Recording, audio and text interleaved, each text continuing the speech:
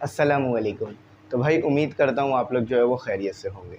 तो आज जो है वो पढ़ेंगे सिग्निफिकेंट फ़िगर्स। इंशाल्लाह अगर आज की वीडियो आपने देख ली तो आपको सिग्निफिकेंट फ़िगर्स की डेफिनेशन भी याद हो जाएगी और उसके जो रूल्स मैंने बोर्ड पर लिख दिए हैं वो भी याद हो जाएंगे। सबसे पहले एक फ़िज़िक्स की कॉपी आपने बना ली होगी, मैं उम्मीद करता हूँ, तो उनमें ये रूल्स लिख लेना और जो डेफिनेशन बता रहा हूँ वो लिख लेना। सबसे पहले तो ये देखते हैं कि सिग्निफिकेंट फ़िगर्स होते क्या हैं, उसके बाद आगे बात करेंगे। अच्छा, सिग्निफिकेंट फिगर्स आपके पास कब हासिल होते हैं? जब आप कोई मेजरमेंट करते हैं, यानी जब भी आप कोई मेजरमेंट करते हैं आपको कुछ नंबर हासिल होते हैं ना, तो उसके अंदर सिग्निफिकेंट फिगर्स मौजूद होते हैं। याद रखना, मैं ये नहीं कह रहा हूँ कि जब आप कैलकुलेशन करते हो तो आपको सिग्निफिकेंट फिगर मिल जाते हैं, नहीं। ऐसे तो फिर जो भी नंबर हुआ ज़ीरो वो सब सिग्निफिकेंट हो जाएंगे, नहीं। जब भी आप कोई कैलकुलेशन करते हैं तो आपको कुछ सिग्निफिकेंट फिगर्स हासिल होते हैं उस कैलकुलेशन में।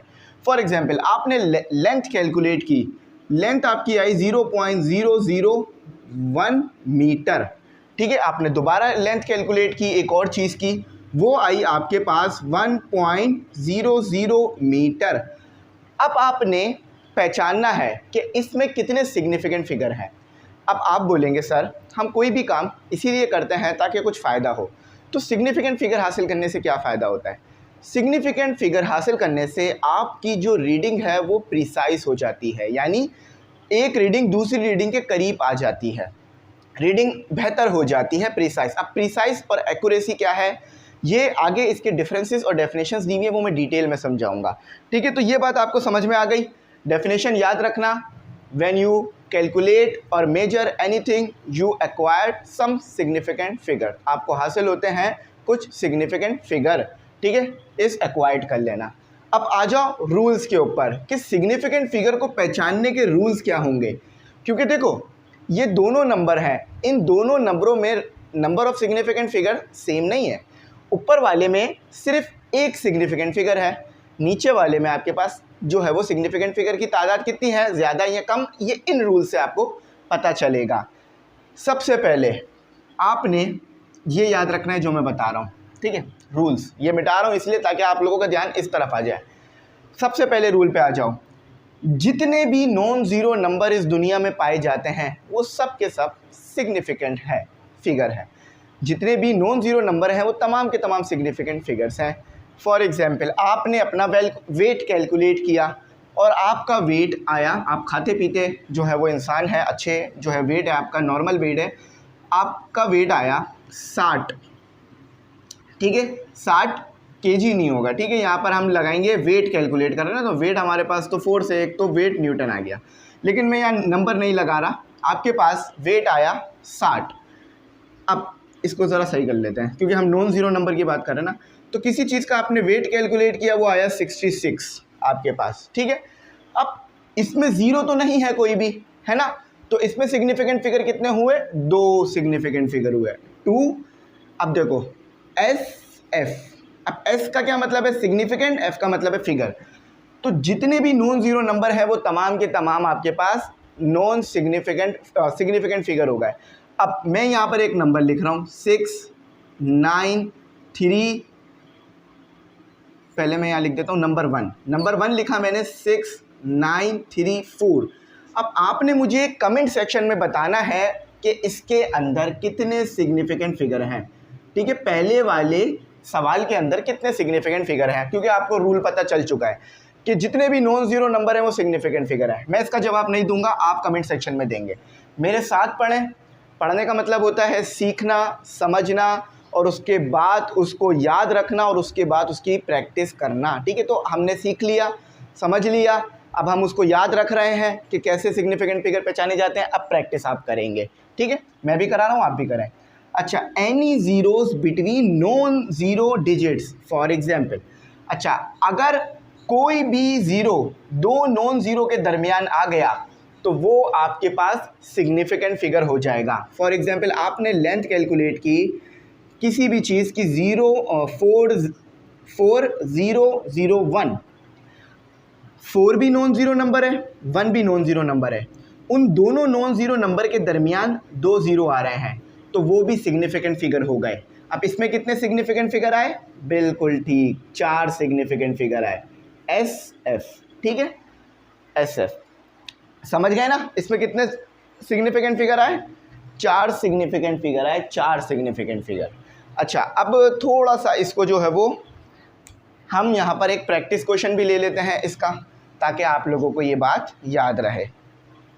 इसको मैं ब्लैक पेन से लिख देता हूँ ताकि हमारे पास ये थोड़ा डिस्टिंग्विश हो जाए। इसमें ये पॉइंट नहीं लगाना, ठीक है, पॉइंट तो लगेगा ही नहीं। 2 सिग्निफिकेंट फिगर। यहाँ पर मैंने कितने लिए? 4 सिग्निफिकेंट फिगर, ठीक है, 4 सिग्निफिकेंट फिगर। अच्छा, अब इसकी एक और प्रैक्टिस, इसकी प्रैक्टिस भी करते हैं। मैं आपको दे रहा हूँ 50101, मुझे बताओ इसमें कितने सिग्निफिकेंट फिगर हैं। बस ये याद रखना, 2 नॉन ज़ीरो के दरमियान अगर ज़ीरो आ जाए तो सिग्निफिकेंट फिगर बन जाएगा, ठीक है, ये बात याद रहेगी। अच्छा, leading zeros are not significant figures, यानी अगर ज़ीरो पहले आ जाए तो वो सिग्निफिकेंट फिगर्स नहीं रहते हैं। बात समझ में आई? अगर ज़ीरो पहले आ जाएं तो वो सिग्निफिकेंट फिगर्स नहीं रहते हैं। कैसे? बात क्या कर रहा हूँ मैंने लिखा था ना वहाँ पर कि 0.11 0.001, मैंने कहा था उसमें एक सिग्निफिकेंट फिगर है, तो वो यहाँ से पता चला मुझे कि मेरे पास है एक मार्कर, नहीं चल रहा, मार्कर बदलते हैं, ठीक है, तो मैं मार्कर ज़रा चेंज कर लेता हूँ ताकि आप लोगों के लिए आसानी हो जाए। अच्छा, अब मार्कर आ गया हमारे पास, तो हमारे पास क्या है? 0.0012। अब आप इसमें बताओ मेरे पास कितने सिग्निफिकेंट फिगर हैं। बिल्कुल, अगर नॉन ज़ीरो नंबर के आगे ज़ीरो आ रहे हैं ना तो वो सिग्निफिकेंट फिगर काउंट नहीं होंगे। देखो, ये 1 और 2 नॉन ज़ीरो नंबर हैं, उसके आगे आपके पास ज़ीरोस आ रहे हैं तो वो सिग्निफिकेंट फिगर काउंट नहीं होंगे। बस इसमें आपके पास हो गए 2 significant figure.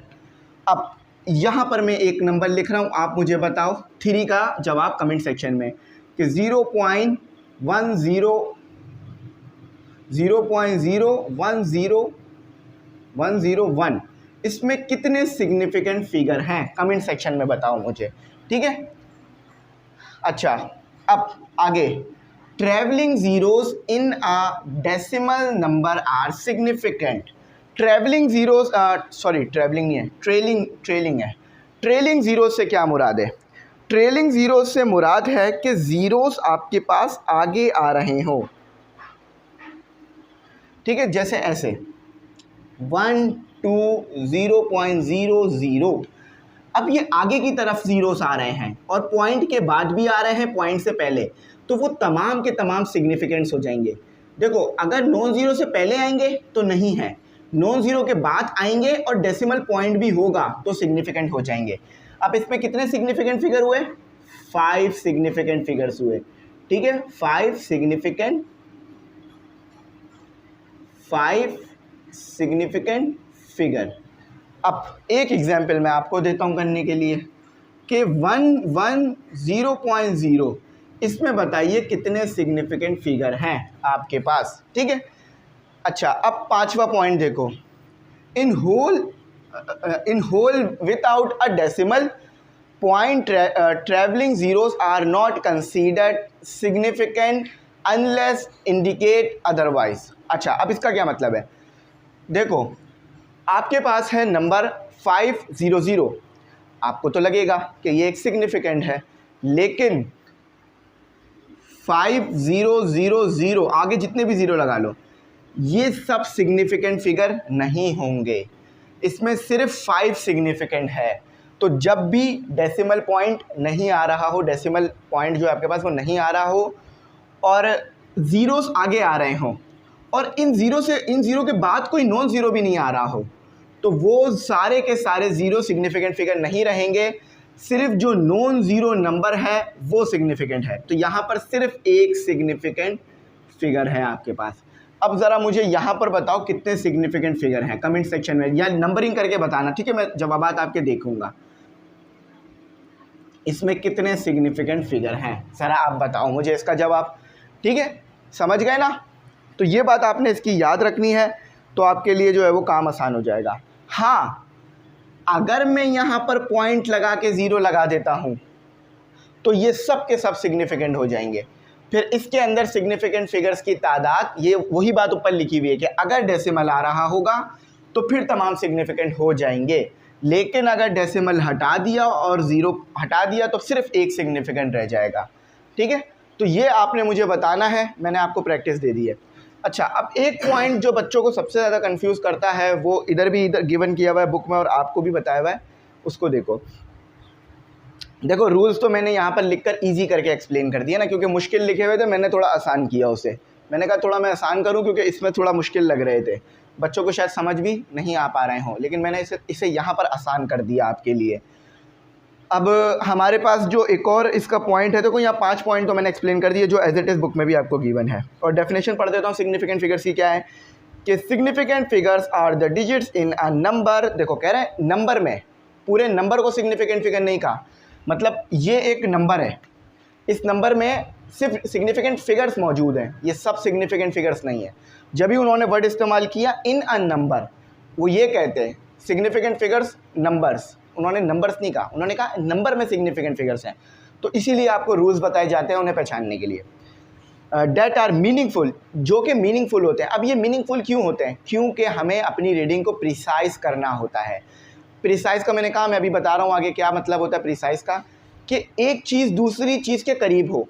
For example precise क्या है, ये आपने एक फायर मारा, ठीक है, या आपने एक गोली शूट की, तो वो गोली इस पॉइंट पर आके लगी, और दूसरी गोली भी शूट की आपने इस पॉइंट पे। पहला शॉट आपका इधर लगा, दूसरा शॉट आपका इधर आके लगा है। फिर आपने दोबारा एक और बार मैगजीन लोड किया, एक गोली इस तरफ मारी, एक गोली इस तरफ मारी। ज़रा मुझे बताओ प्रिसाइज कौन सा है? देखो एक्यूरेट नहीं पूछ रहा मैं, एक्यूरेट अलग चीज़ है, मुझे बताओ प्रिसाइज कौन सा है इन दोनों में से। ए वाला मैगजीन जब आपने लोड किया तो प्रिसाइज था, या बी वाला मैगजीन आपने लोड किया तो प्रिसाइज था? ज़रा जल्दी से मुझे बताओ, मुझे कमेंट सेक्शन में बताओ इसको। देखो कमेंट सेक्शन का इस्तेमाल करते रहो ताकि मैं आपके जवाब भी देखता रहूँ, क्योंकि इससे पहले जो आप लोगों ने एक्सेलरेशन की डायमेंशन और दूसरी चीज़ें बताई वो भी मैंने देखी है, तो माशाल्लाह सभी अच्छा ही बता रहे थे। और अगर गलत होगा तो देख लेना, और भी बच्चों ने कमेंट में कमेंट किया हुआ होगा कमेंट सेक्शन में, तो वो देख लेना, अपना आंसर सही कर लेना। तो बेशक ए वाला जो सिस्टम है, यानी जो ए वाला मैगजीन फायर किया वो प्रिसाइज है। क्यों प्रिसाइज है? क्योंकि पहली गोली दूसरी गोली के करीब आ गई, तो ये प्रिसाइज हो गया, यानी आपने जो दूसरा फायर मारा वो करीब ही मारा। लेकिन जब आपने बी वाला मैगजीन लोड करके फायर मारा तो एक गोली तो आपने इधर मार दी और दूसरी गोली इधर मार दी, तो इसमें प्रिसीजन नहीं आई आपकी, एक्यूरेट नहीं है। एक्यूरेट है या नहीं ये अलग बात है, प्रिसीजन की बात करूँ। एक्यूरेसी और प्रिसीजन बिल्कुल अलग चीज़ है, कभी मैच नहीं करना इसे, ठीक है, बिल्कुल अलग चीज़ से मुराद कि इसमें बहुत फ़र्क होता है। समझ गए कि आपने पहली बार कोई चीज़ की और दूसरी बार भी कोई चीज़ की, तो वो दोनों चीज़ें करीब करीब आ गई। फॉर एग्जांपल आपने लेंथ कैलकुलेट की 1 मीटर आई, दूसरी बार आपने कैलकुलेट की 1.1 मीटर आ गई, यानी आप करीब करीब हो तो प्रिसाइज हो। लेकिन आपने ऐसा किया कि पहले बार लेंथ कैलकुलेट की तो 1 आई, दूसरी बार करी तो 2 आ गई, तो ये आप प्रिसाइज नहीं रहे, क्योंकि आपने तो दूसरी बार एक डबल ही कर दी लेंथ। तो प्रिसाइज जब होगा जब आपकी दोनों वैल्यूज़ या दोनों चीज़ें करीब करीब हों, तो वैल्यूज़ से भी ये समझ लेंगे और उससे भी समझ लेंगे। तो ये बात आपको समझ में आ गई, ठीक है। तो प्रिसाइज का मतलब इसमें था तो मैंने बता दिया। तो सिग्निफिकेंट फिगर यही मदद करते हैं आपको। देखो ये चीज़ें मैंने देखा इंटरनेट पे नहीं बताई जा रही हैं, क्योंकि ये बहुत लेवल का कॉन्सेप्ट है, तो इसलिए मैंने कहा आपको बताऊं ज़रा इस चीज़ों को। इसका मतलब ये नहीं है कि मुझे ज़्यादा आता है, इसका मतलब ये है कि मैं कोशिश कर रहा हूँ आपको बताने की, और इसका कोई मतलब नहीं है। कभी भी अपनी तारीफ़ अपने मुँह से नहीं करें, कोशिश करें कि दूसरे आपकी तारीफ़ करें, तो फिर ज़्यादा फ़ायदा है। तो ये जो सिग्निफिकेंट फिगर आप करते हो कैलकुलेट, ये इसीलिए करते हो कि आपकी जो रीडिंग है ना वो इस तरह की आ जाए, प्रिसाइज आ जाए, यानी पहली रीडिंग दूसरी के करीब करीब आ जाए, इसीलिए आप सिग्निफिकेंट फिगर्स लाते हो। ये बात पता थी तो मुझे ज़रा कमेंट सेक्शन में बताओ, ठीक है। अब ये चीज़ यहीं बताई जा रही है आपको। When performing mathematical operation, mathematical operation कोई ये हॉस्पिटल वाला ऑपरेशन नहीं होता है। मैथमेटिकल ऑपरेशन से मुराद होता है मैथमेटिक्स के जो आपके पास रूल्स हैं वो लगाना, यानी प्लस करना, माइनस करना, एडिशन करना, सब्ट्रैक्शन करना, इसी तरह से फैक्टर निकालना, ये दूसरे और रूल्स होते हैं। लेकिन यहाँ पर ऑपरेशन से मुराद सिर्फ 4 रूल्स की बात होती है। Addition, subtraction, division, multiplication. जब आप दो क्वांटिटीज़ के दरमियान एडिशन और सब्ट्रैक्शन या मल्टीप्लिकेशन या डिवीजन करते हो तो एक नया नंबर आ जाता है।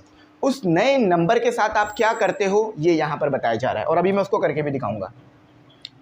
When performing mathematical operation, the result should be rounded to much the least number of significant figures in the original numbers involved in the calculation। अब कहने को तो ये कोई ऐसी बात लग रही है कि अगर कोई समझ जाए तो चांद पे पहुंच जाए, है ना, कितना मुश्किल लग रहा है, लेकिन ये बहुत आसान बात लिखी हुई है। ज़रा इसको देखो, बस वो होता है टीचर पे डिपेंड करता है कि अगर टीचर 5-10 मिनट ज़्यादा दे दे तो आपको बात समझ में आ जाएगी इंशाल्लाह। ठीक है, कह रहे हैं व्हेन परफॉर्मिंग मैथमेटिकल ऑपरेशन, इतना याद रखो ज़रा। ये बात मुझे पता है बहुत मुश्किल करती है बच्चों को, इसलिए थोड़ा सा टाइम लूँगा। एग्जाम्पल में आओ, एक रीडिंग है आपके पास, दोनों लेंथ की रीडिंग है। एक रीडिंग है आपके पास 1.1012, ठीक है, या इसको, ठीक है, एक रीडिंग है आपके पास, ये आ गई। अच्छा, दूसरी रीडिंग है आपके पास R2, ये मैं अपने पास से एग्जाम्पल करा रहा हूँ, इसको लिखना ज़रूर, 1.234, ठीक है, एक नंबर और कम कर लो, ठीक है, ठीक है। तो अब इन दो नंबरों को हम करते हैं प्लस, लिखा हुआ है ना व्हेन परफॉर्मिंग मैथमेटिकल ऑपरेशन। हम कौन सा मैथमेटिकल ऑपरेशन यूज़ कर रहे हैं? प्लस का। तो R = R1 + R2, ठीक है। तो R क्या है आपके पास? R1 क्या है? 1.1012 प्लस R2 क्या है? 1.23। अब जब इन दोनों को मैंने ऐड किया तो मेरे पास आया 1.1012 प्लस 1.23, ये आ गया आपके पास, R आ गया आपके पास, R आ गया आपके पास 2.3312। अब देखो यहाँ कहते हैं the result should be rounded. अब रिजल्ट को राउंड ऑफ करो। राउंड ऑफ करने से क्या मुराद है? कि रिजल्ट के नंबरों को कम करो। राउंड ऑफ करने से क्या मुराद है? कि रिजल्ट में जो सिग्निफिकेंट फिगर्स मौजूद हैं उन्हें कम करो। कहाँ तक कम करो? कि जो सबसे छोटी रीडिंग थी उसके सिग्निफिकेंट फिगर और रिजल्ट के सिग्निफिकेंट फिगर सेम हो जाएं। समझ गए? यही बात यहाँ लिखी हुई है, the result should be round too much the least number. Least number ये रहा कि रिजल्ट को इतना ज़्यादा आप कम करो उसके नंबरों को कि उसके जो सिग्निफिकेंट फिगर हैं, यानी जो रिजल्ट के सिग्निफिकेंट फिगर्स हैं वो बराबर आ जाएं ओरिजिनल नंबर के जो सबसे छोटा था। ओरिजिनल नंबर ये वाला। समझ में आ गई बात? आपने क्या करना है, जब भी राउंड ऑफ की कैलकुलेशन अप्लाई करनी है तो सबसे पहले देखना है कि जो दो नंबर आप यूज़ कर रहे हो उन सब में सबसे कम सिग्निफिकेंट फिगर किस में मौजूद है। तो बेशक आप देख के पहचान सकते हो इसमें आपके पास कितने सिग्निफिकेंट फिगर्स हैं। ये वाला रूल याद रखना, ये वाला रूल याद रखना, इससे पहचान लोगे। 1 2 3 4 5 सिग्निफिकेंट, इसमें कितने? 1 2 3, तो सिग्निफिकेंट फिगर कम इसमें आ गए। अब जब रिजल्ट आएगा तो रिजल्ट के सिग्निफिकेंट फिगर और जो सबसे कम सिग्निफिकेंट फिगर हैं ओरिजिनल नंबर के वो सेम होने चाहिए। तो ज़रा इसको राउंड ऑफ करो। अब राउंड ऑफ की टेक्निक याद रखना कि अगर 5 से बड़ा नंबर हो तो आगे एक नंबर देकर उस नंबर को ख़त्म कर देना, लेकिन अगर 5 से छोटा नंबर हो तो उस नंबर को आप ऐसे ही ख़त्म कर सकते हो। तो 2.331, 2 ख़त्म हो गया, ठीक है, 2 ख़त्म कर दिया। अब क्योंकि ये 5 से छोटा है तो ऐसे ही ख़त्म हो गया, 2.33, तो ये आपका फाइनल आंसर आ गया, ठीक है। ये आपका इस तरह फाइनल आंसर बन गया। तो ये बातें याद रखना, ये बहुत इंपॉर्टेंट थी। अब मैं क्या करता हूँ, अब मैं आपको जो बुक में इन्होंने करके दिया हुआ है वो करते हैं, ठीक है, ताकि आपको बात समझ में और आसानी से आए। तो मैं अब सब कुछ ये रिमूव कर दूँगा, इसके जवाबात मुझे आपसे कमेंट सेक्शन में चाहिए होंगे, ठीक है। सब मैं रिमूव कर रहा हूँ, इतनी देर से मेहनत करके लिखा लेकिन एक ही हिस्से में रिमूव कर दिया। क्यों रिमूव कर रहा हूँ? क्योंकि मुझे और चीज़ें भी तो लिखनी है ना आप लोगों के लिए, ठीक है। तो ये मैंने रिमूव कर दिया। मैं उम्मीद करता हूँ सब कुछ आपने लिख लिया होगा। अच्छा, अब देखो हमने करना क्या है। अब हमने अपना आगे काम करना है। अच्छा, इसके बाद सिर्फ अब समझने वाली चीज़ें रह जाएंगी, ठीक है। न्यूमेरिकल्स हैं ये बेसिकली आपके पास। अच्छा, एग्जाम्पल 1 देखो ज़रा, एग्जाम्पल 1। तो सिग्निफिकेंट फिगर्स के ये आ गए आपके पास न्यूमेरिकल्स। अच्छा देखो, मैं यहाँ पर आपको एक बात बता दूँ कि आप ग्रुप में ज़रूर ऐड हो जाइएगा देखें ये जितना भी कोचिंग सिस्टम चलता है ये यूट्यूब की इनकम से नहीं चलता, ये ग्रुप से चलता है। मैं फिर बता दूं, क्योंकि यूट्यूब इतने नहीं देता कि हम ये सिस्टम चला सकें। तो ग्रुप की फ़ीस है 1500 सालाना, ठीक है। इसमें नोट्स तमाम सब्जेक्ट के, lecture, guess paper, model paper, test session, online test session, ठीक है, recorded test session, live test session, इसके अलावा गेस्ट पेपर का सॉल्व, मॉडल पेपर का सॉल्व, ऐसे का पीडीएफ, एप्लीकेशन का पीडीएफ, एमसीक्यूज़ का पीडीएफ, हर सब्जेक्ट का अलग अलग, ये सब ग्रुप में मिलता है। और ये सारा मटेरियल हम और हमारे टीचर आपके लिए बनाकर सेंड करते हैं। इजी पैसा नंबर शुरू में आ रहा होगा, उसी पे आप इजी पैसा कर दो, उसी पे व्हाट्सएप पे कांटेक्ट करो, हम आपको फ़ौरन ग्रुप में ऐड कर लेंगे। हमारे ग्रुप में कई 100 बच्चे ऐड हैं, तो आप भी ज़रूर ऐड होना। और याद रखना ये जो फ़ीस है ना, ये पूरे साल के लिए है। और फिज़िक्स के नोट्स चाहिए हो तो वो बन गए, कांटेक्ट कर लेना, ठीक है। जल्दी बन जाएंगे, मतलब 5-10 दिन में बन जाएंगे, आधे तो हो गए। अच्छा अब आ जाओ ज़रा इसको समझ लो। A student measures the length of a metallic rod, एक स्टूडेंट है उसने लेंथ मेजर की मेटेलिक रॉड की। इट वॉज फाउंड टू, उसने लेंथ कितनी मेजर की, फर्स्ट लेंथ जो उसने मेजर की, यानी फर्स्ट रीडिंग लिख लेते हैं, चलो L1 लिख लेते हैं क्योंकि लेंथ है तो उसके लिए L इस्तेमाल होगा। तो उसने मेजर की 264.68 सेंटीमीटर। अच्छा वाइल ये गिवन डेटा हो गया आपका, ठीक है, ये गिवन डेटा हो गया और ये 2 फाइंड हो गया आपका। अच्छा वाइल इन नेक्स्ट ट्रायल, अब उसने दोबारा एक और ट्रायल लिया, यानी दोबारा कैलकुलेशन की, तो उसने कितनी मेजर की 247.1। अब देखो रीडिंग एक्यूरेट नहीं है, मतलब रीडिंग प्रिसाइज नहीं है। पहली रीडिंग में एक नंबर ज़्यादा आ गया, दूसरी रीडिंग में एक नंबर कम, तो जो आंसर आएगा ना आप इन दोनों से, यानी इन दोनों को ऐड कर कर या सब्ट्रैक्ट कर कर जो भी इन्होंने कहा होगा, उससे जो आंसर आएगा ना उससे हम पता करेंगे अपना सिग्निफिकेंट फिगर जो कि प्रिसाइज होगा। अब क्या करना है, कहते हैं एरर पता कीजिए। अब एरर का फॉर्मूला आपको पता है, मैं यहाँ लिख रहा हूँ LE का मतलब क्या है, लेंथ में जो एरर है वो पता करने जा रहे हैं हम, ठीक है। तो LE लेंथ में एरर कैसे पता करते हैं आप, जो बड़ी वैल्यू होती है उसको छोटी वैल्यू से माइनस कर दो ताकि माइनस में ना आए ना, इसीलिए। तो L1 माइनस L2।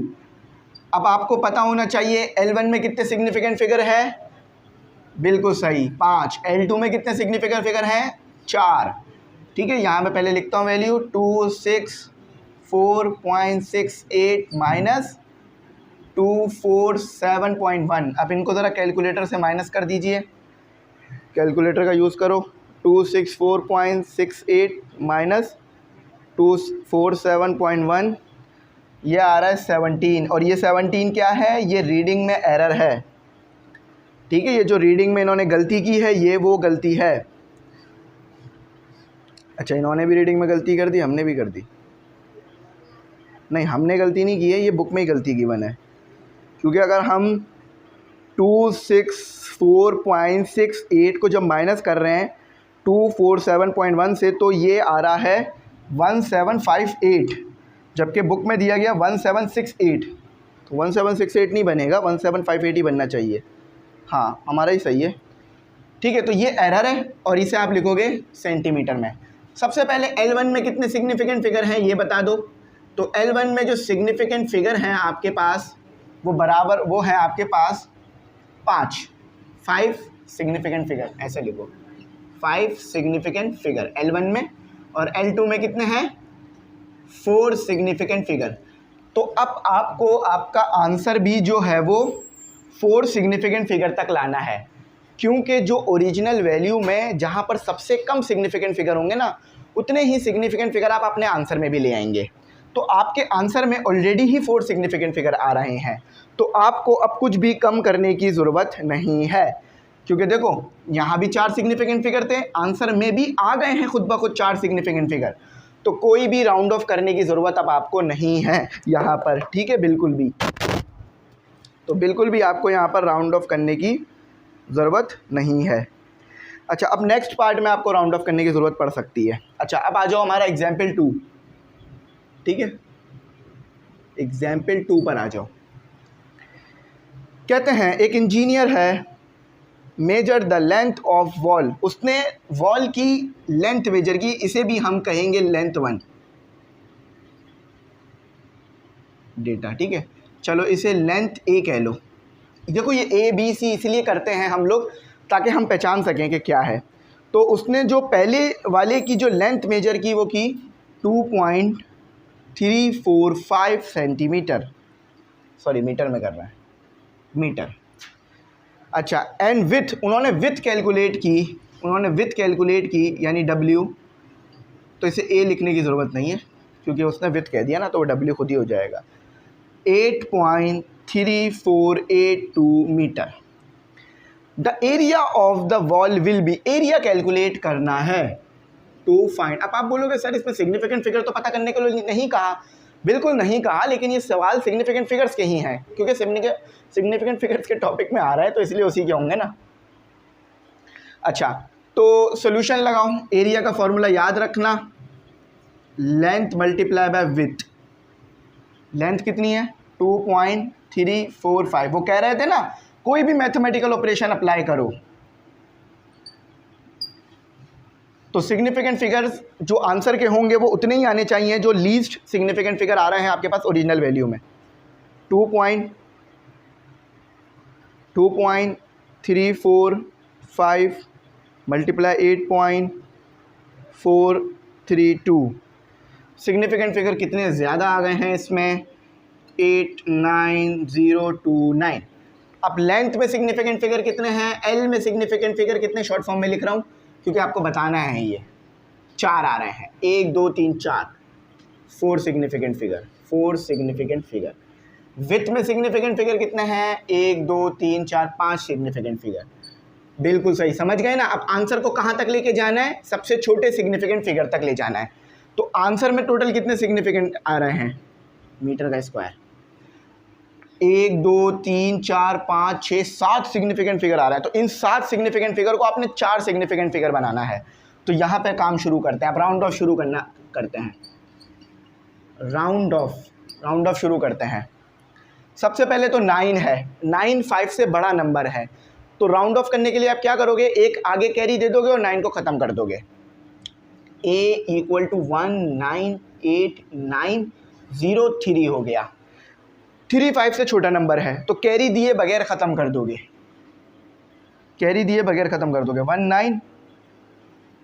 19890। अब 0 तो वैसे ही 5 से छोटा है, ये तो आपको पता है, 19 ऐसे ही ख़त्म कर दोगे। ये देखो, ये आपका फाइनल आंसर आएगा। इसके भी सिग्निफिकेंट फिगर सेम हो गए, एक के सिग्निफिकेंट फिगर कितने हो गए, 4 हो गए, और आपके पास लेंथ के भी सिग्निफिकेंट फिगर 4 हो गए। तो अब आपकी जो रीडिंग है वो प्रिसाइज हो गई है, ठीक है। अब आपकी रीडिंग जो है वो प्रिसाइज हो गई है, तो ये बात आपने अच्छी तरह से इसमें याद रखनी होगी, ठीक है। अच्छा, अब आप बोलोगे सर आपने गलत किया है सवाल, है ना, क्यों, क्योंकि आपने यहाँ पे लिखा है विथ को 8.3482। तो देखो यार विथ यहाँ कहीं क्या है, इन्होंने, नज़र आ रहा है ना, आ रहा हो, आई होप नज़र, अपने बुक में से देख लो, विथ कितनी का है इन्होंने, एंड विथ 8.3483, लेकिन यहाँ पर विथ इन्होंने कुछ और ही ले ली है। तो हमने ठीक किया है, हमने गलत नहीं किया है, ठीक है, हमने ठीक किया है, हमारा आंसर ठीक आ रहा है। ये इधर मिस्टेक है, इन लोगों से यहाँ पर मिस्टेक हुई भी है, हमारा आंसर ठीक है, ये आंसर ऐसे ही आएगा, ठीक है। तो मैंने आपको बता दिया। तो अगर आप चाहो ना इनकी इस जो बात है उसको फॉलो करना, तो आप क्या कर सकते हो कि आप यहाँ पर, हम एक काम कर भी लेते हैं ताकि आप लोगों के लिए आसानी हो जाए। मैं आपके साथ ही कर रहा हूँ ताकि कोई भी बच्चा कंफ्यूज ना हो, क्योंकि बाद में फिर मुश्किल हो जाती है आप लोगों को समझने में, तो इसलिए मैं उसको आसान करता हूँ। अब मैं यहाँ पर लेंथ विथ जो है ना ये नहीं ले रहा, ठीक है, क्योंकि उन्होंने विथ अलग ली है। अब मैं विथ तब्दील कर देता हूँ, ठीक है, विथ तब्दील कर देता हूँ। ये तो मैंने सही कराया, जो डेटा जो क्वेश्चन था उसके मुताबिक करा दिया। अब जो इनकी कैलकुलेशन है उसके मुताबिक काम करता है, ठीक है। अब हम विथ यहाँ पर ले रहे हैं 3.56 मीटर। याद रखना, पहले वाला जो तरीका है वो बिल्कुल सीखे, उसको फॉलो करना। दूसरे वाला तरीका मैं इसलिए करवा रहा हूँ ताकि अगर किसी बच्चे को इस बुक से कन्फ्यूजन हो रही हो समझने में तो वो समझ सके।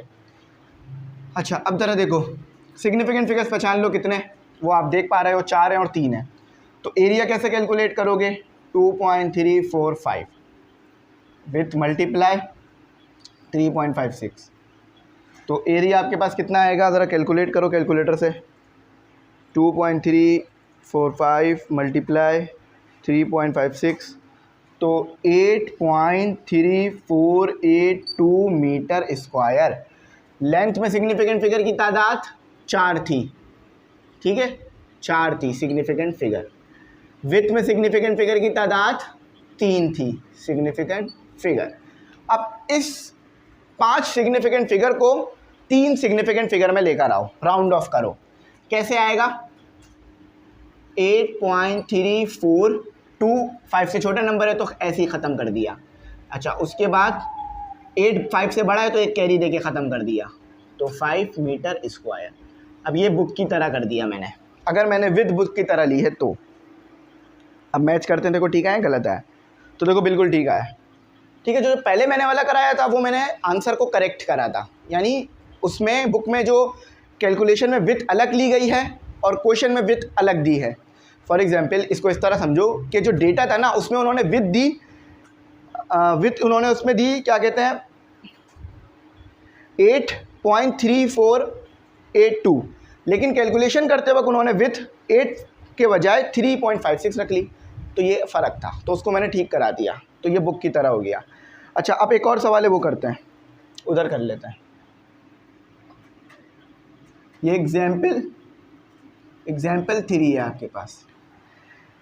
कहते हैं the following values are part of a set of experimental data. एक एक्सपेरिमेंट हुआ है, उसका डेटा आपको मिला है, तो हम रीडिंग 1 लिख लेते हैं क्योंकि हमें नहीं पता लेंथ है, बल्कि तो लेंथ 1 ही लिख लेते हैं ना, लेंथ ए लिख लेते हैं। हमें नहीं पता कि क्या चीज़ मेजर की है, लेकिन वो कह रहे हैं एक एक्सपेरिमेंट हुआ है, और फिर लेंथ बी भी लिख लेते हैं 1450.6 मिलीमीटर। अच्छा, अब एक मसला है कि आपको एक चीज़ मिलीमीटर में दी हुई है, दूसरी चीज़ सेंटीमीटर में दी हुई है। आपको ये बात पता होनी चाहिए कि आप कैलकुलेशन करते वक्त यूनिट सेम रखते हैं, वरना आंसर गलत आता है। तो या तो ऊपर वाले को सेंटीमीटर से मिलीमीटर कर दो, या तो नीचे वाले को मिलीमीटर से सेंटीमीटर कर दो। तो एल बी को हम कर देते हैं सेंटीमीटर में, तो 1450.6 को डिवाइड कर देते हैं 10 से। तो मिलीमीटर को अगर सेंटीमीटर में ले जाना चाहते हो तो 10 से डिवाइड कर देना, ठीक है। तो आंसर देखो क्या आ रहा है आपके पास, 1450.6 डिवाइडेड बाई 10, तो आपके पास आ रहा है 145.06। तो देखो सिग्निफिकेंट फिगर सेम ही रहा है, इसमें भी 5 है, इसमें भी 5 है। अच्छा, तो अब आपको इन्होंने आगे करने का क्या कहा है, आगे डेटा में क्या क्वेश्चन में क्या कहते हैं, right the sum of these values, sum कर दो इस वैल्यूज़ का, और इसमें से सिग्निफिकेंट फिगर पहचान लो कितने हैं। तो सोल्यूशन लिखते हैं, सम करते हैं, तो एल आ गया, L A plus L B का सम। एल ए क्या है आपके पास 618.5 प्लस 145.06, याद रखना ये सेंटीमीटर में आ गया आपके पास, यूनिट लिख दिया ना मैंने इसका, हाँ लिखा हुआ है। अच्छा, तो ज़रा सम करते हैं कैलकुलेटर की मदद से, 618.5 प्लस 145.06, तो 763.59 सेंटीमीटर। अब सिग्निफिकेंट फिगर्स देखो, इसमें 5 आ रहे हैं, इसमें भी 5 आ रहे हैं, लेकिन इसमें 4 आ रहे हैं। तो जो सबसे छोटा सिग्निफिकेंट फिगर वाला ओरिजिनल नंबर है उसी के मुताबिक आप आंसर को भी रख दोगे। तो एल ए में सिग्निफिकेंट फिगर कितने हैं, 4 सिग्निफिकेंट फिगर। एल बी में सिग्निफिकेंट फिगर कितने हैं, 5 सिग्निफिकेंट फिगर। तो आंसर के भी सिग्निफिकेंट फिगर 4 होने चाहिए, सबसे छोटे ओरिजिनल वैल्यू के बराबर सिग्निफिकेंट फिगर होने चाहिए। तो बस एक नंबर ही तो कम करना है। अच्छा, 6 को ख़त्म कैसे करोगे, 763.5 से बड़ा नंबर है तो एक आगे कैरी दे दोगे, 5 था आगे तो वो 6 हो जाएगा सेंटीमीटर। तो ये आंसर है आपका, और देखते हैं ये बुक से मैच कर रहा है, हाँ बिल्कुल बुक से मैच कर रहा है, तो ये हमारा यहाँ पर हो गया। ठीक है, तो ये आपके कुछ न्यूमेरिकल के मतलब जवाबात जो मैंने आपको लिखवा दिए। थोड़ा सा ब्राइटनेस कम कर दूँ अगर कोई मुश्किल हो रही है समझने में तो समझ आ जाए। ठीक है। अच्छा, तो ये लिख लेना, मैंने इसको वैसे भी कर दिया था और ये मैंने गलत नहीं किया था, मैं फिर बता रहा हूँ, ठीक है। थोड़ा मैं ही काला हो गया चलो, तो अब आगे करते हैं, थोड़ा बहुत पढ़ लेते हैं साइंटिफिक नोटेशंस क्या होती है। साइंटिफिक नोटेशंस करके दिखानी पड़ेगी क्योंकि ये बड़ा इंपॉर्टेंट चीज़ है। साइंटिफिक नोटेशंस आपके पैसे बचाती है, ये याद रख लो बस। क्यों? आपको मैं कहता हूँ 2 नंबर हैं आपके पास, ठीक है। साइंटिफिक नोटेशन, चलो इसकी पहले डेफिनेशन पढ़ देते हैं। In scientific notation a number is express as a power of 10 multiply by a coefficient. For example, अब देखो सिग्निफिकेंट फिगर में आप क्या करते हो कि आपके पास एक बहुत बड़ा नंबर है, जैसे कि 1.193456611, ठीक है। अब मैं कहूँ कि इस नंबर को 10 टाइम लिखो तो कितना मुश्किल हो जाएगा बार बार इस नंबर को लिखना ना। तो सिग्निफिकेंट फिगर क्या करता है कि इस नंबर के जो 2 डिजिट्स हैं उसको उठा लेता है और मल्टीप्लाई करके 10 की पावर साइंटिफिक नोटेशन क्या करता है कि ये पूरा नंबर छोटा करके लिख देता है, यानी बड़े नंबर को 10 की पावर में लिख देना, ये साइंटिफिक नोटेशन होती है, ठीक है। फिर बता रहा हूँ, एक बहुत बड़े नंबर को छोटा नंबर बनाकर लिख देना, ये साइंटिफिक नोटेशन होती है। साइंटिफिक नोटेशन में मैग्नीट्यूड पे कोई फ़र्क नहीं पड़ता, वैल्यू उतनी ही रहती है जितनी थी, बस वो बड़ा नंबर छोटा नंबर हो जाता है। साइंटिस्ट ने ये टेक्निक इसीलिए ढूंढी है कि इतने बड़े बड़े नंबर को बार बार ना लिखना पड़े। फॉर एग्जांपल, मैं आपको कहता हूँ आपके पास 2 नंबर हैं, L1 है 1935678 और L2 है 18181569111, ठीक है। 11 11 तो नहीं है, 11 अब इन दोनों को सम करो तो आप बोलोगे सर ये हो तो जाएगा, लेकिन कितनी बार हमें इसे बार बार उतारना पड़ेगा, तो बड़ा मुश्किल हो जाएगी काम। तो मैं कहता हूँ आप इसको साइंटिफिक नोटेशन में कर दो। तो साइंटिफिक नोटेशन में L1 को कैसे लिखोगे? देखो, अगर पॉइंट कहीं भी मौजूद नहीं है ना नंबर में, तो यहाँ पर होगा, ठीक है। तो इसको यहाँ पर ले आओ, 1 2 3 4 5 6, तो 1.9 मल्टीप्लाई 10 की पावर 6 क्यों आ रहा है? क्योंकि आपने ये जो डेसिमल पॉइंट यहाँ पर था 1 time 2 time 3 time 4 time 5 time 6 time shift कर दिया। यहाँ पर डेसिमल पॉइंट है 1 2 3 4 5 6, तो L2 इक्वल टू 8.1 मल्टीप्लाई 10 की पावर 6। तो अब कैलकुलेशन आसान हो जाएगी। तो देखा, बड़े बड़े नंबरों को छोटा नंबर बना देना। लेकिन ये नंबर तो फिर भी एक तरह से देखा जाए तो छोटा था, क्योंकि इसमें 7 डिजिट आ रहे थे ना। देखो काउंट करो, 1 2 3 4 5 6 7। लेकिन आपके पास जो उसका वो है एटॉमिक मास बोल रहा हूँ, एटम का जो इलेक्ट्रॉन का जो मास है उसके अंदर तो 10 की पावर -31 आ रहा होता है, यानी 31 जीरो आगे आ रहे होंगे नंबर के, यानी 9.1 के आगे 31 जीरोस लगाने हैं आपने। तो अगर मैं उसको लिखूं, एटॉमिक इलेक्ट्रॉन के मास को लिखूं बगैर साइंटिफिक नोटेशन के, तो मैं तो लगता है एक ही बार में लिखने में पूरा पेपर निकल जाएगा मेरा। तो ये तो फिर भी छोटा नंबर था। अब देखो एक एग्जांपल यहाँ दी हुई है, speed of light. Speed of light में कितने नंबर हैं? स्पीड ऑफ लाइट होती है वैक्यूम में 458 मीटर पर सेकेंड। अब मैं बोलूँ इस स्पीड ऑफ लाइट से आप डिस्टेंस निकालो, टाइम आपको मैं कोई भी गिवन कर दूँ, क्या आप निकाल सकते हो? निकाल तो सकते हो, लेकिन ये बार बार आपको लिखना पड़ेगा नंबर। तो साइंटिफिक नोटेशन क्या करेगी कि इस नंबर को छोटा कर देगी। कैसे? कहीं भी डेसिमल पॉइंट नहीं है तो यहाँ पर होगा 1 2 3 4 5 6 7 8, तो 2.9979258 मल्टीप्लाई 10 की पावर 8, ठीक है। अब ये नंबर लिखने की ज़रूरत नहीं है, ये नंबर हटा दो, बस इतना लिख लो 2.9 मल्टीप्लाई 10 की पावर 8 मीटर पर सेकेंड। अब कैलकुलेशन कितनी आसान हो जाएगी ना साइंटिफिक नोटेशन से। अच्छा, आप चाह रहे हो इसको 3 कर दो राउंड ऑफ करके, क्योंकि वो 9 है ना तो एक आगे कैरी दे दो। यही होती है स्पीड ऑफ लाइट वैक्यूम में। 3 × 10⁸ कितनी बार पढ़ी होगी आपने भी ना। तो इस तरह से ये कैलकुलेट हो जाता है आपके पास। सिंपल है, साइंटिफिक नोटेशन आपके पास बहुत बड़ा नंबर को छोटा नंबर करके लिख देती है 10 की पावर में। ये कोएफिशिएंट है, याद रखना, ठीक है। ये कोएफिशिएंट आपको ये बता रहा है कि वो जो डेसिमल पॉइंट था आपके पास उसको आपने कितना आगे कितना पीछे शिफ्ट कर रखा है, ठीक है। तो ये आपका जो है यहाँ कैलकुलेट हो गया। अब आ जाओ कुछ टेक्निक्स पढ़ लेते हैं, उसके बाद अपनी बात को फिनिश करते हैं जल्दी से। लीस्ट काउंट और रेजोल्यूशन, आप लीस्ट काउंट को रेजोल्यूशन भी कह सकते हो, ठीक है। मैं ज़रा रिमूव कर लेता हूँ इस चीज़ को, क्योंकि मैं यहाँ बता देता हूँ। लीस्ट काउंट ये होता है कि कोई भी चीज़ सबसे छोटी रीडिंग कितना ले सकती है। कोई भी इंस्ट्रूमेंट या कोई भी स्केल या कोई भी बैलेंस करने वाली डिवाइस सबसे छोटी रीडिंग कितनी ले सकती है, उसको हम कहते हैं लीस्ट काउंट, ठीक है। तो लीस्ट काउंट समझ में आ गया। अब देखो मैं एक आपको सवाल देता हूँ, आप कमेंट सेक्शन में बताओ करके कि आपके घर में जो घड़ी लगी हुई है, देखो डिजिटल वॉच की बात नहीं कर रहा हूँ, वो जो वॉल क्लॉक होती है उसकी बात कर रहा हूँ जिसमें कांटे होते हैं, तो उसका लीस्ट काउंट कितना है मुझे ये बताओ देखकर, ठीक है, उस घड़ी को देखकर।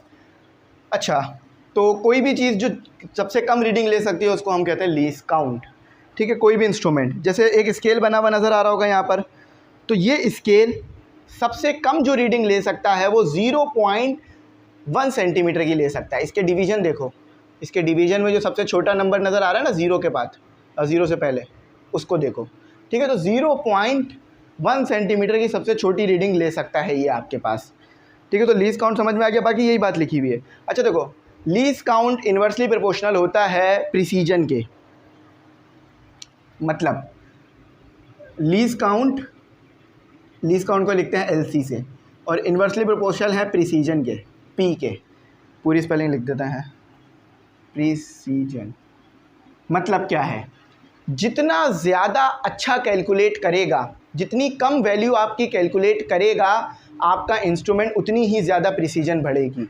फॉर एग्जांपल आपके पास एक स्केल है जो कि सिर्फ सेंटीमीटर में रीडिंग ले सकता है, तो प्रिसीजन कम आएगी, यानी मिलीमीटर में आप कैलकुलेशन भी नहीं कर सकते क्योंकि वो मिलीमीटर में कैलकुलेट ही नहीं करेगा, और सेंटीमीटर में भी प्रिसीजन कम आएगी, है ना।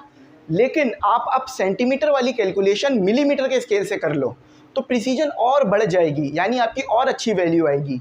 तो यानी ये बात समझ में आ गई ना कि लीस्ट काउंट अगर चीज़ का ज़्यादा होगा तो आपकी प्रिसीजन जो है वो कम हो जाएगी।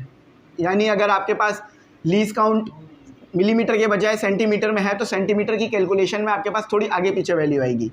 लेकिन अगर आप स्केल मिलीमीटर वाला इस्तेमाल करोगे तो आपका सेंटीमीटर में कैलकुलेशन बहुत अच्छी आएगी। तो ये बात ज़रा याद रखना कि अगर आपके पास लीस्ट काउंट कम होगा, यानी अगर आप मिलीमीटर वाला स्केल इस्तेमाल करोगे और सेंटीमीटर वाली चीज़ कैलकुलेट करोगे तो रीडिंग अच्छी आ जाएगी आपकी। यही बात इधर बताई जा रही है। अच्छा, अब आ जाओ एक्यूरेसी और प्रिसीजन, जिस पर मैंने कहा था आपको अच्छी तरह समझा दूंगा।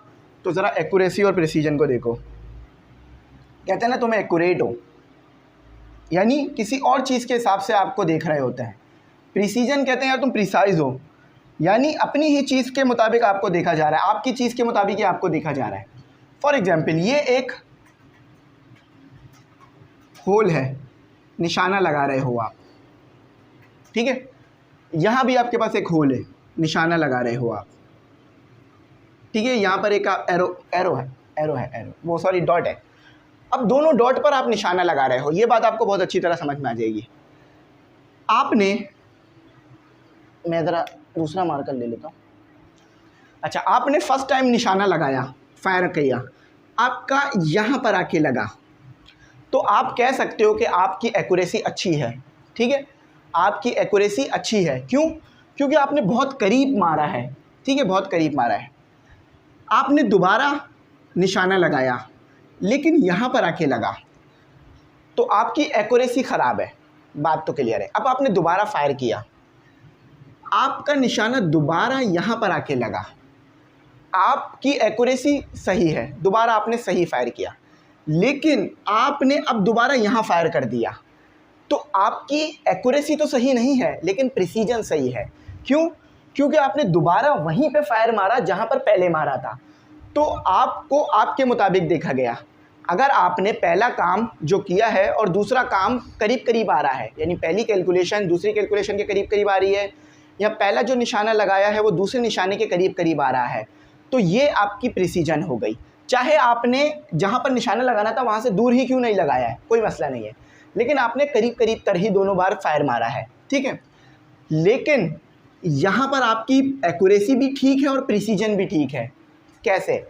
कि आपने निशाना लगाया तो बिल्कुल वहीं लगाया जहाँ पर लगाना था, एरो के पास।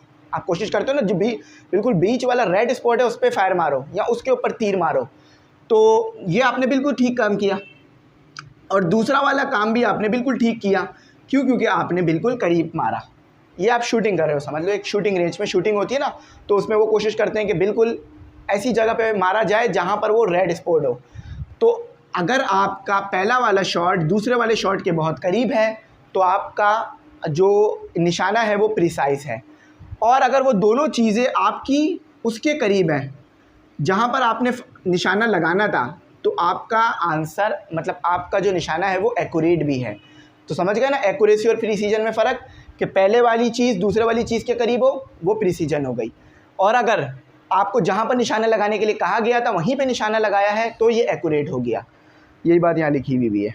Accuracy is refers to the level of agreement between the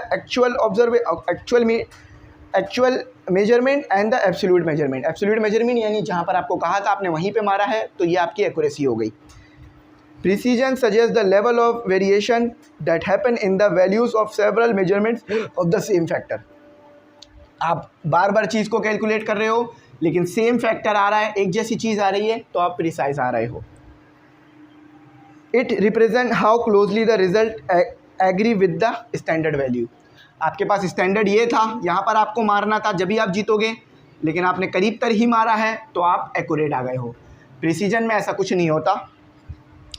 represent how closely result agree with one another, यानी जो पहला मारा था निशाना उस दूसरे के कितना करीब मार दिया आपने दोबारा, आप प्रिसाइज हो गए। सिंगल फैक्टर और मेजरमेंट इज रिक्वायर्ड, एक बार मारो और बिल्कुल करीब मार दो तो आप एक्यूरेट हो गए। इसमें आपको मल्टीपल अप्लाई करना पड़ता है। क्यों? क्योंकि आपने पहले मारा है फिर दोबारा मार के चेक करना पड़ेगा। Multiple measurements are needed to comment about precision. अच्छा, occasionally a measurement may happen to be accurate by chance, while consistent accuracy and precision are required for a measurement to be reliable। तो यही वही बात कह रहे हैं कि एक ही चीज़ में आपके पास प्रिसीजन भी आ सकती है और एक्यूरेसी भी आ सकती है। यहाँ पे लिखा हुआ है result can be precise without being accurate. Result आपका प्रिसाइज हो सकता है, जैसे देखो यहाँ पर प्रिसाइज तो है पर एक्यूरेट नहीं है। समझ गए ना बात? अब ये भूलना मत, बहुत मुश्किल से समझाइए आप लोगों को बात है। अच्छा, significant figures, significance of resolution. अब बाकी काम नमाज के बाद करते हैं। तो भाई स्टूडेंट वहीं से शुरू करते हैं जहाँ से बात ख़त्म की थी। Significance of resolution. तो देखो सिग्निफिकेंस ऑफ रेजोल्यूशन से मुराद है कि हम जो है वो लीस्ट काउंट से क्या क्या फ़ायदा हासिल करते हैं और क्यों उसे जो है वो यूज़ कर रहे होते हैं। प्रिसीजन मैंने बताया ना, लीस्ट काउंट जितना आपके पास कम होगा प्रिसीजन उतनी ज़्यादा होगी। एक्यूरेसी भी बढ़ेगी आपकी। एक्यूरेसी का मतलब पता है, डिटेल। जितनी ज़्यादा स्मॉलेस्ट वैल्यू आप लाओगे उतनी ज़्यादा आपको डिटेल मिलेगी, उतना ज़्यादा अच्छा कैलकुलेट कर पाओगे। Reduce uncertainty. अब ये तो बात ऑब्वियस है ना कि अगर आपका लीस्ट काउंट कम है तो आपकी अनसर्टेनिटी कम आएगी, यानी आप ज़्यादा अच्छी वैल्यू लाओगे। अनसर्टेनिटी क्या है कि 2.1 आप एक सेंटीमीटर स्केल से काउंट करो तो आपको कैलकुलेशन मिलेगी 2.10 सेंटीमीटर, लेकिन एक मिलीमीटर के स्केल से काउंट करो तो मिलेगी 2.1019। तो यहाँ पर आपके पास क्या हुई, एक्यूरेसी कम आ गई ना और अनसर्टेनिटी कम हो गई। यहाँ अनसर्टेनिटी बढ़ गई थी कि 10 के बाद भी कोई नंबर आना चाहिए था, आपको नहीं पता, लेकिन मिलीमीटर के स्केल से वो बात पता चल गई। आंसर अभी भी सेंटीमीटर में ही है लेकिन रीडिंग ज़्यादा आ रही है। Importance of repeating experiment. बेशक एक्सपेरिमेंट आप जब रिपीट करते हैं अपना तो उससे क्या होता है कि आपको प्रिसाइज वैल्यू मिलती है, यानी आप बार बार कैलकुलेट करते हो, गलती ख़त्म हो जाती है आपकी। रिड्यूस अनसर्टेनिटी, वही बात है, अनसर्टेनिटी कम हो जाएगी, अच्छा नंबर आने लगेगा। बेटर रिप्रेजेंटेशन, आप बार बार एक्सपेरिमेंट करोगे तो आप उसको सीखोगे भी और अच्छी तरह रिप्रेजेंट कर पाओगे किसी के सामने। ठीक है। इंक्रीज कॉन्फिडेंस, आपका कॉन्फिडेंस बढ़ जाएगा, यानी अब आप एक्सपेरिमेंट करते हुए डरोगे नहीं कि भाई क्या हो जाएगा, खुदा ना खास्ता कोई जो है वो एक्सप्लोजन ना हो जाए, कहीं कोई चीज़ फट ना जाए। आपको पता होगा, आप पहले भी बहुत बार कर चुके हो, रिपीट कर रहे हो बार बार, तो आप सही करोगे एक्सपेरिमेंट। वही बात डिटेल में लिखी पे पढ़ लेना, मसला नहीं है। अच्छा, इंटरप्रेटिंग डेटा फ्रॉम ग्राफ। अब देखो ग्राफ का टॉपिक ऊपर था, लेकिन उसको यहाँ और एक्सप्लेन किया जा रहा है। क्या कर सकते हैं, यहीं पे एक्सप्लेन करते हैं फिर। अच्छा देखो, ग्राफ को इंटरप्रेटिंग कैसे, यानी इसको कैसे पढ़ा जाता है ये देख लो, ठीक है। ये मैं बता देता हूँ। दो चीज़ें हैं इसमें, स्लोप और इंटरसेप्ट। तो स्लोप देखो क्या होता है, ये जो एक्स एक्सिस से आपकी उठान आ रही है ना, ये जो एक्स एक्सिस से आपकी लाइन उठ रही है, ये स्लोप है। ये जो एक्स एक्सिस से आपकी लाइन उठ रही है, इसे आप कहोगे स्लोप, ठीक है। याद रहेगी ना बात। ये जो एक्स एक्सिस से आपकी लाइन उठ रही है, ये है आपका स्लोप। भाई स्लोप होता है तो क्या मतलब होता है कि यूं थी चीज़, यूं एंगल बन रहा है कोई एक्स एक्सिस से, ठीक है। तो ये आपका हो गया एंगल। तो ये एक्स एक्सिस पे बिल्कुल रखा हुआ होगा, समझ लो ये चीज़ इनिशियली यहाँ पर रखी हुई है, इनिशियली यहाँ पे रखी हुई है, लेकिन आपने उस इनिशियली जो चीज़ रखी हुई थी उसको उठाकर एक एंगल बना दिया, तो अब आपका एक स्लोप बन गया। स्लोप को कैलकुलेट कैसे करते हैं ज़रा ये देखो। इसी की वैल्यू दे देता हूँ मैं इसको। यहाँ तो ओरिजिन है तो 0 ही होगा, ये 5 हो गया, ये 10 हो गया, ये 10 हो गया और ये 15 हो गया, ठीक है। ये 10 हो गया, ये 20 हो गया, ये 30 हो गया। आई थिंक इस टॉपिक पर मुझे एक पूरी वीडियो अलग से बनानी चाहिए थी, क्योंकि बहुत इंपॉर्टेंट टॉपिक है, ठीक है। ये आ गया आपका, ये लाइन मिटा दो, ये तो स्लोप समझाने के लिए थी ना, ये बना लो। अच्छा, स्लोप को आप ऐसे कैलकुलेट करते हो कि y2 minus y1, slope calculate करने के लिए y2 minus y1 x2 minus x1। जो आपको बुक में फॉर्मूला दिया हुआ है वो हार्ड है, वो उन्होंने डेरिवेटिव लिख के दिया हुआ है। और हाँ, स्लोप को m से डिनोट किया जाता है। अगर बुक वाला फॉर्मूला लिखना चाहो तो वो ये है, डेल्टा y। आप अच्छी तरीके से जानते हो डेल्टा y किस चीज़ के बराबर होता है, डेल्टा x, ठीक है। तो ये बुक वाला फॉर्मूला है और डेल्टा कुछ नहीं है, डेल्टा आपके पास बेसिकली y2 माइनस y1 है, ये डेरिवेटिव नहीं है, ठीक है। ये x2 माइनस x1 है। अब मेरे को टाइम मिलता तो मैं ज़्यादा इसको अच्छा एक्सप्लेन करता, लेकिन अब बहुत लंबी वीडियो होती जा रही है। बस इतना समझ लो कि ये हो गया आपके पास, ये हो गया आपके पास y1, ये हो गया आपके पास x1, ये हो गया आपके पास y2, ये हो गया आपके पास x2। तो 5 10 माइनस 5 20 माइनस 15 20 माइनस 10, तो आपका स्लोप आ जाएगा। याद रखना, इसको पॉइंट में करके लिख लो, अब जगह ही नहीं है तो कहाँ लिखूँ। अच्छा, एक पॉइंट बना देता हूँ यहाँ पर कि 10 20 10 20, ठीक है। तो 10 आपके पास x2 और 10 आपके पास x1 है और 20 आपके पास 10 आपके पास x2 है, 20 आपके पास y2 है। अब इसमें टाइम नहीं है, वरना मैं बहुत डिटेल में समझाता। ये बहुत ऐसा टॉपिक नहीं है जो 5-10 मिनट में समझ में आ जाए, इसके लिए कम से कम 25-30 मिनट देना पड़ता है, लेकिन मैं इसको अलग से लेके बैठूंगा, टॉपिक को समझाऊंगा। अच्छा, स्ट्रेट लाइन है, स्ट्रेट लाइन की इक्वेशन याद रखना, y is equal to mx plus c। ये y इंटरसेप्ट निकालने के लिए है। अब y इंटरसेप्ट क्या होता है, देखो स्लोप तो समझ में आ गया ना। अब स्लोप समझ में आ गया तो y इंटरसेप्ट की तरफ चलते हैं, ठीक है। इसको लिख लेना, ठीक है, अपने पास। अच्छा देखो, y इंटरसेप्ट कैसे निकलता है। ये एक ग्राफ है आपके पास, अब लाइन है आपके पास, और जहाँ पर लाइन, आपकी लाइन y वाले एक्सिस को कट कर रही है, उसे बोलते हो आप इंटरसेक्ट या y इंटरसेक्ट, ठीक है। अब याद रखना, जब भी ये स्लोप है जो भी मैंने निकालना सिखाया, जब भी मैंने पहले स्लोप सिखाया, क्योंकि इन्होंने स्लोप पहले ही दिया हुआ था ना, हाँ स्लोप पहले ही दिया हुआ था, ठीक है। और जब भी y इंटरसेप्ट होगा ना, तो x आपके पास 0 होगा, तो क्या इक्वेशन बन जाएगी 0 प्लस c, तो y is equal to c। तो ये वाली वैल्यू जो है वो आपको बताएगी कि किस एक्सिस के किस पॉइंट पर या एक्सिस के किस वैल्यू पर वाई इंटरसेप्ट हो रहा है। तो वाई इंटरसेप्ट याद रख लो बस क्या है, ये इस लाइन की इक्वेशन है, याद रखना mx+c, और ये स्ट्रेट लाइन है इसलिए स्लोप निकल रहा है। तो वाई इंटरसेप्ट क्या होता है कि जब आपकी जो लाइन है वो वाई एक्सिस को कट करे, और जिस पॉइंट पे कट करे उसको बोलते हैं पॉइंट ऑफ इंटरसेक्शन। ठीक है, तो इसको याद रख लेना। यही बात यहाँ लिखी हुई है, the slope of a linear और curve represent the rate of change of one variable with respect to another. बिल्कुल सही बात है कि एक वेरिएबल के रिस्पेक्ट से दूसरे वेरिएबल का चेंज चेक कर रहे हो ना। क्या लिखा था स्लोप का formula, y2 minus y1 upon x2 minus x1, इसके रिस्पेक्ट से इसका चेंज चेक कर रहे थे। यानी इंडिपेंडेंट वेरिएबल के रिस्पेक्ट से डिपेंडेबल वेरिएबल का चेंज आप चेक कर रहे हो। ये बात समझ नहीं आ रही होगी मुझे पता है अच्छी तरीके से, लेकिन मैं इसको बाद में फिर ज़रूर एक्सप्लेन करूँगा। अच्छा, लीनियर ग्राफ समझ लो, नॉन लीनियर ग्राफ समझ लो, या कर्व। लीनियर ग्राफ वो जिसमें एक स्ट्रेट लाइन, ये जो मैंने बनाया है, मैं एक काम करता हूँ ना, आपको एक एक्सरसाइज करने के लिए देता हूँ, पहले समझा दूँ।